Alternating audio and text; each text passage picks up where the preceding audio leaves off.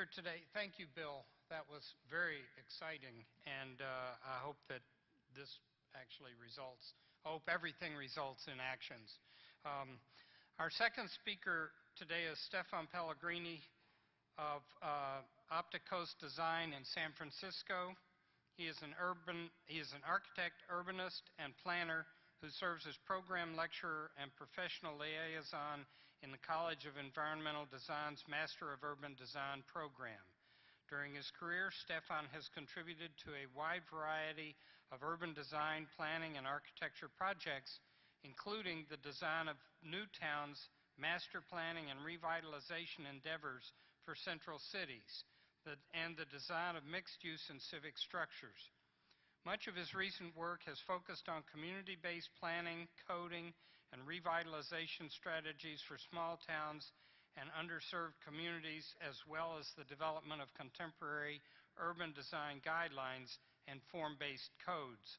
Stefan has worked with Opticos Design, Inc. since 2001, where he serves as principal. His professional and academic work has won numerous awards, including the Urban Design Traveling Fellowship from the Skidmore, Owings and Merrill Foundation in 2002, the Chicago Institute of Architecture and Urbanism Award with Professor Peter Bosselman, 2002, and the Dry House Form-Based Coding Award, 2008 and 2011. He studied architecture at the University of Notre Dame and urban design at UC Berkeley, and I'm sorry that he's not in the booklet, but he is on the website if you want to get that information. Stefan.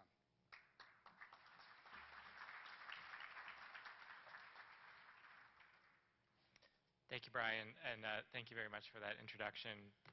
It's really been a privilege and an honor to participate in the colloquium over the past couple of days, and I'm really happy to be here. I'm here to speak to you today about form-based codes, and I'm going to start by saying that we believe very strongly that they represent a paradigm shift that's occurring today in how we design, regulate, and implement development in our communities. They've been proven to solve the disconnect that we often have between policy and design, and between what our plans say and what we end up building and implementing down the road. So just to start, I wanted to go back to the reuse plan, and I was reminded that when this was adopted in 1997, this really was seen as a model for the reuse of bases nationwide. It was lauded for the quality of both the process and the content of the plan. And I took two of the design principles which really resonated with me, that the plan envisioned a mixed-use development pattern with villages as a focal point and established diverse neighborhoods as the building blocks of community.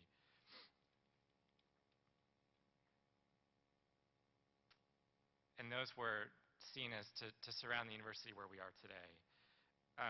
The plan sought to accomplish this in many ways by the way plans have always done, through the application of land use and accompanying policy. But without additional controls, it's often far too easy for the intent of such land uses to be lost. For example, this is a description of one of the common land uses that we see at Fort Ord, planned development mixed use, which describes the intent to encourage pedestrian-oriented communities located near transit.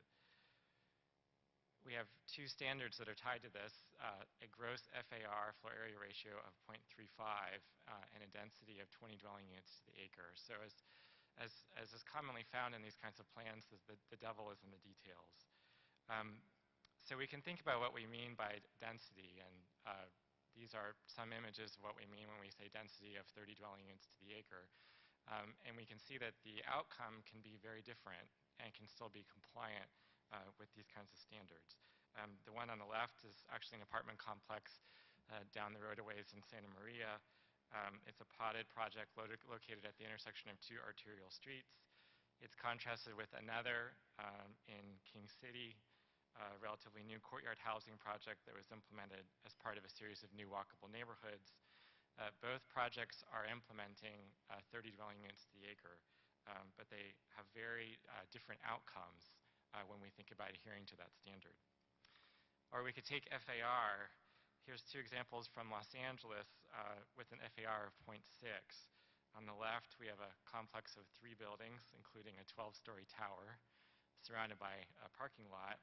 On the right, we have a 2-story courtyard house that's actually accompanying 2/3 of its site in a residential neighborhood. And so we see that as a determining factor, controls like this, they don't do much to sort of ensure the predictability of the kinds of places that we want to see. Our colleague, Tony Perez, points out that this is really different from the way we do other things.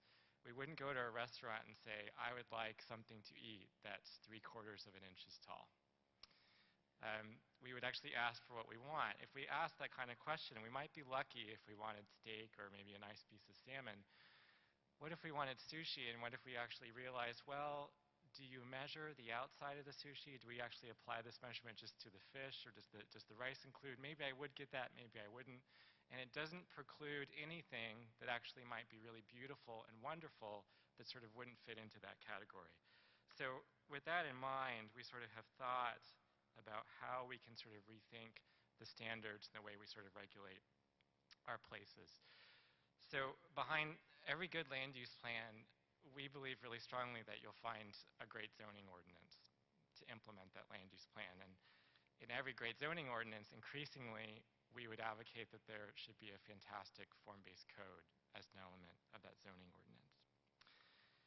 With the rapid increase in the popularity and application of form-based codes, they've really responded to a growing understanding that our conventional regulatory tools really don't easily provide the kinds of environments that our society is finding increasingly desirable.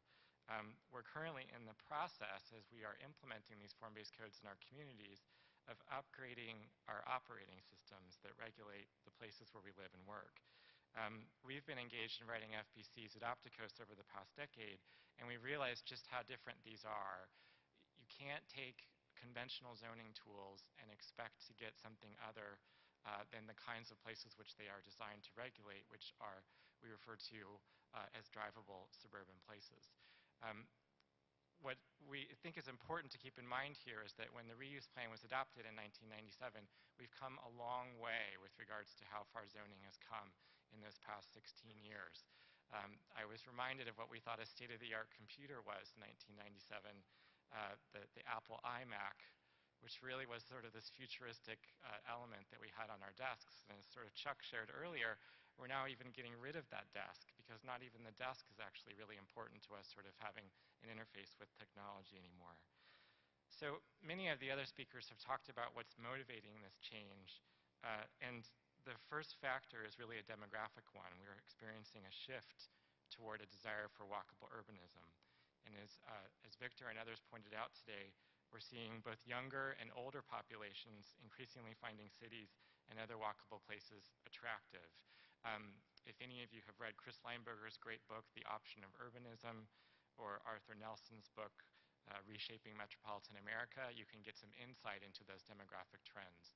What shocked me when I looked at the demographics for this area is that not only is this region an aging one, it appears to be aging actually more rapidly than the reuse plan had anticipated that we would be at this time in the implementation of the plan. So it really seems to be important to figure out a way to encourage both young people to come here, but to stay here and raise families to sort of continue that economic vitality going into the future. This demand for walkable urbanism is helping us with sort of two related issues.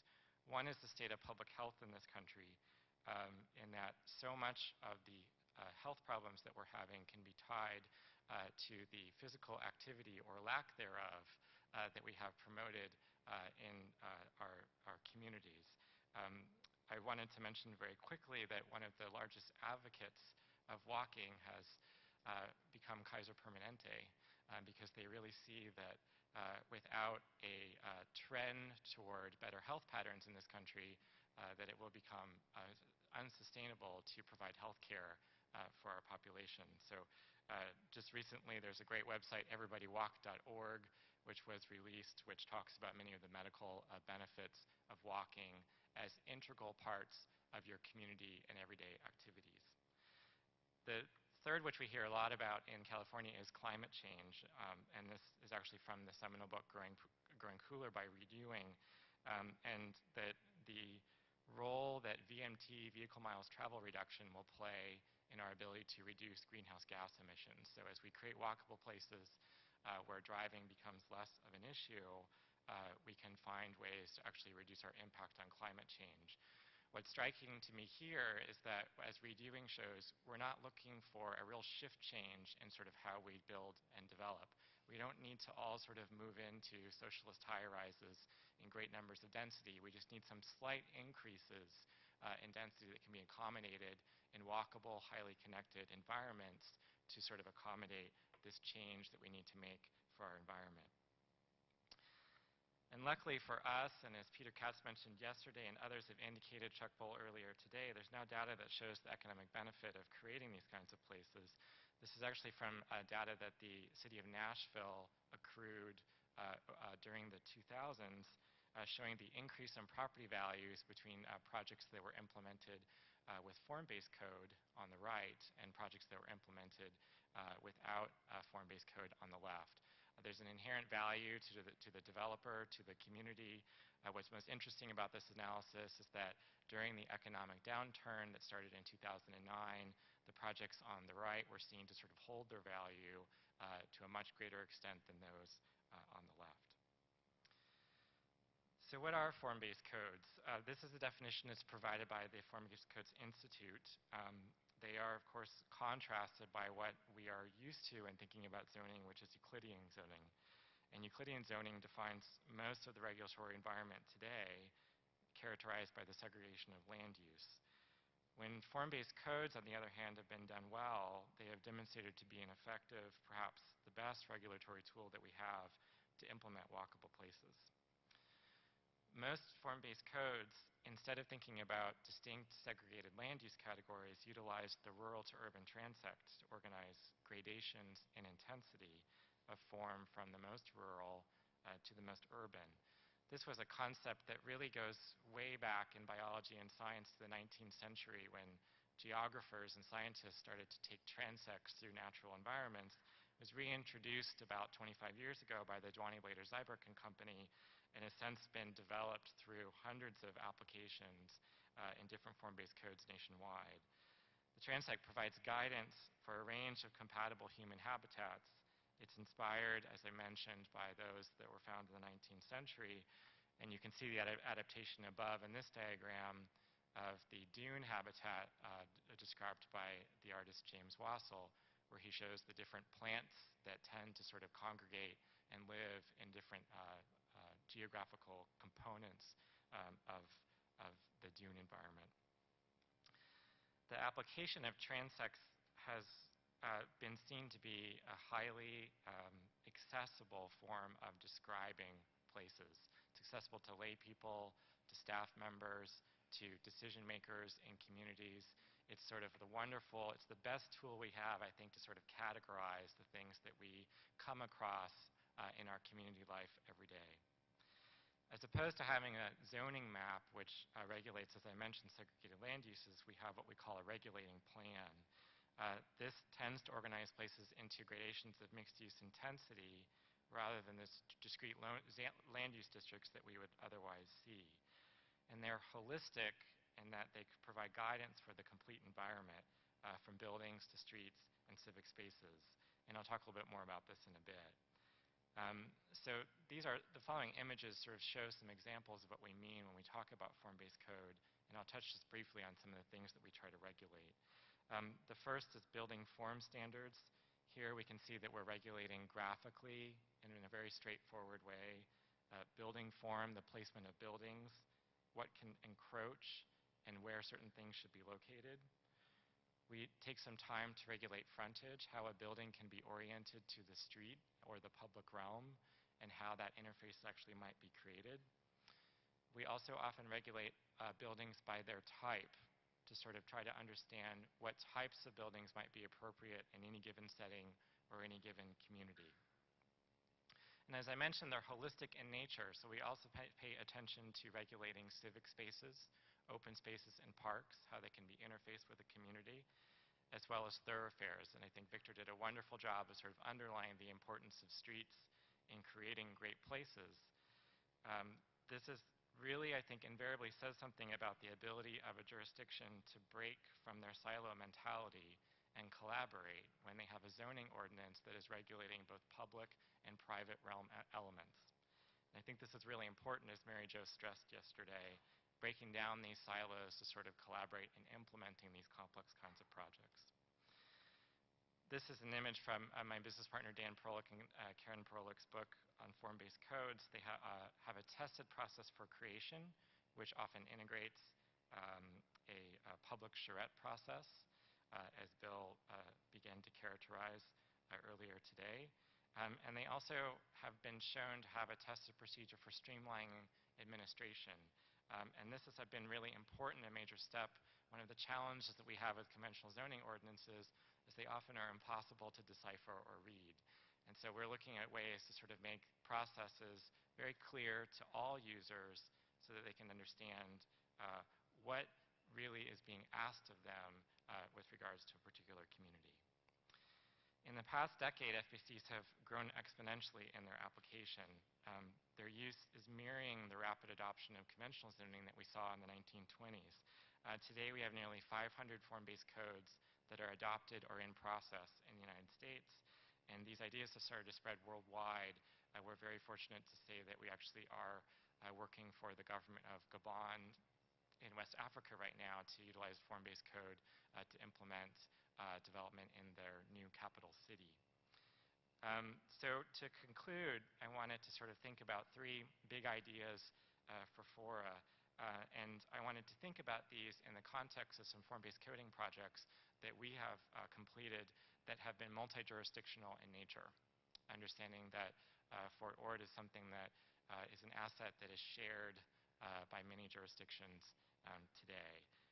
The first is to start with and prioritize the creation of walkable places.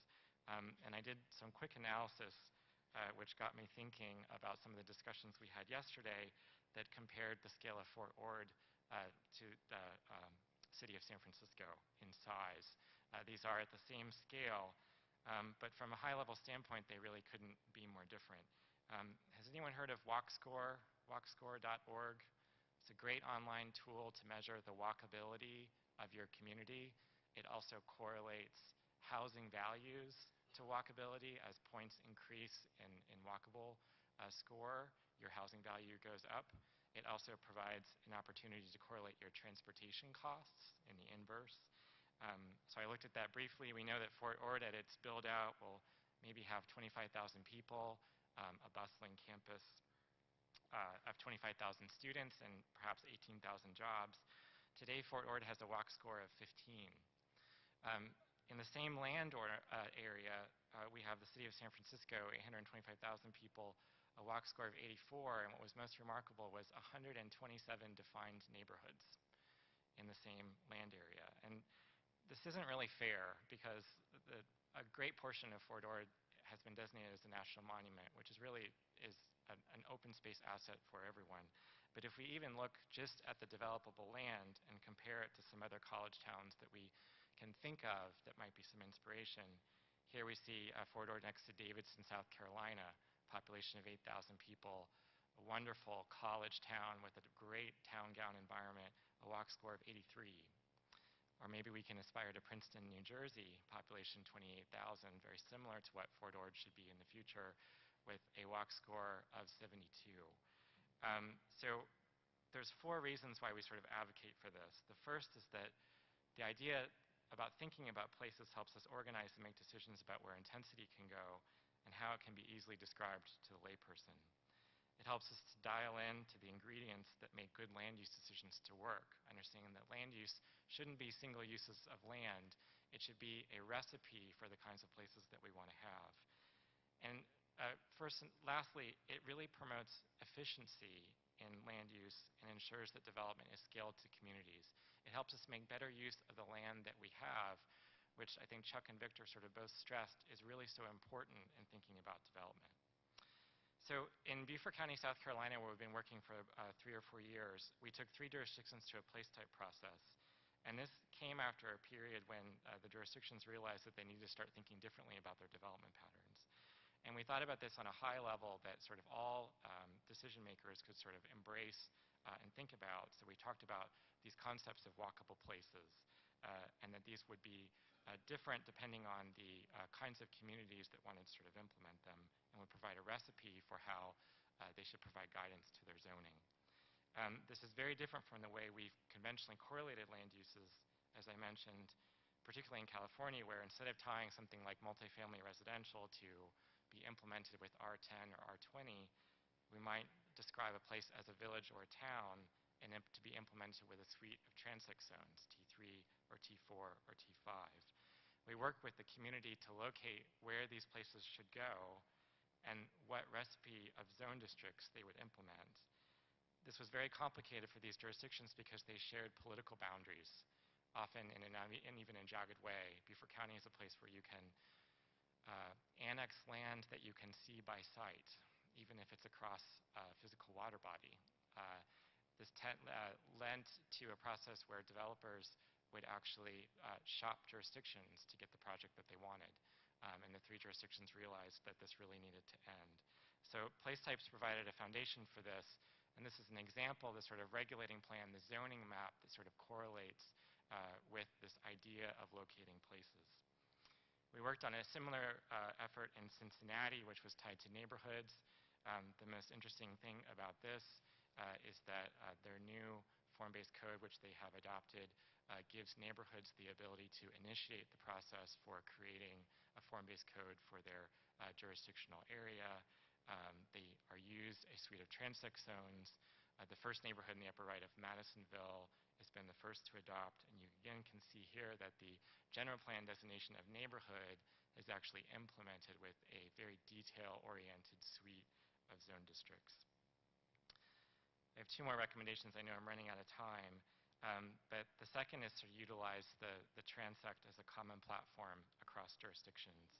I mentioned that it was an extremely accessible way of organizing places. We used this in Beaufort County again, and we got the 3 jurisdictions to agree upon a common platform that they would adopt and integrate into their zoning ordinances. So we created a suite of 13 zones for 3 jurisdictions with a total population of about 170,000 people to utilize. It wasn't a one-size-fits-all approach. The county took the most rural zone districts, which was in line with the kind of goals that they had to preserve rural character and promote the preservation of some of their historic rural communities. And the city and town took different suites of the more urban zone districts, which really geared towards meeting their goals that had been identified during the planning process of infill and developing at the core. These really provided a highly graphic, highly intentional set of rules which would guide development in different forms and different intensities in different places. And this allowed the creation of regulating plans, again, in areas where the jurisdictions actually did not share clean boundaries. We needed to figure out a way that T5 or T4 could be implemented where something on one side of the street was actually in the county and on the other side maybe in the city or the town. This was a process that really sort of sought to increase the amount of connectivity and really put an emphasis on the public realm, which we have described is so important. Victor talked a lot about the importance of visioning. For us, when we do this coding work and we do it in a public environment, we do these kinds of drawings to test the intent of the standards, to understand if the places that we're creating are actually in line with the standards that we're trying to create. And then we'll go back and forth and tweak those in order to find something that actually is going to work for each community. So I would ask if there's sort of a common thread here, and if there would be the potential for these communities to think about adopting a new operating system for how these regulations might be applied to their lands tied to Fort Ord. And finally, one of the reasons why we do this is, I think, to provide standards as templates, to provide examples for the development community, for the investment community, about what we really want, what we should be building in any given place.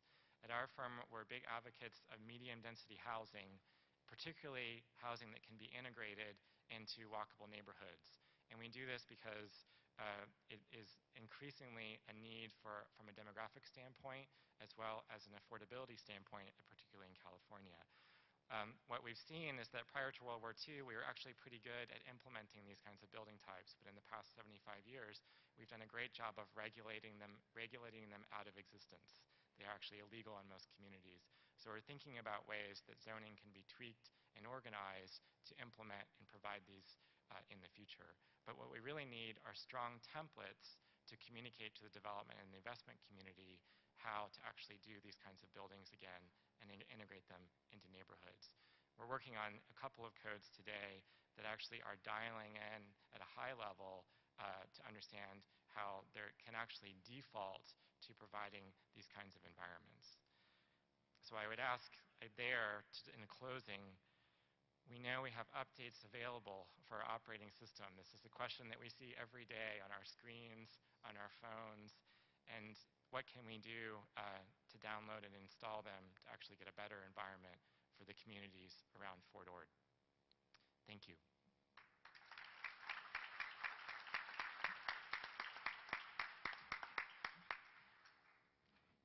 Thank you,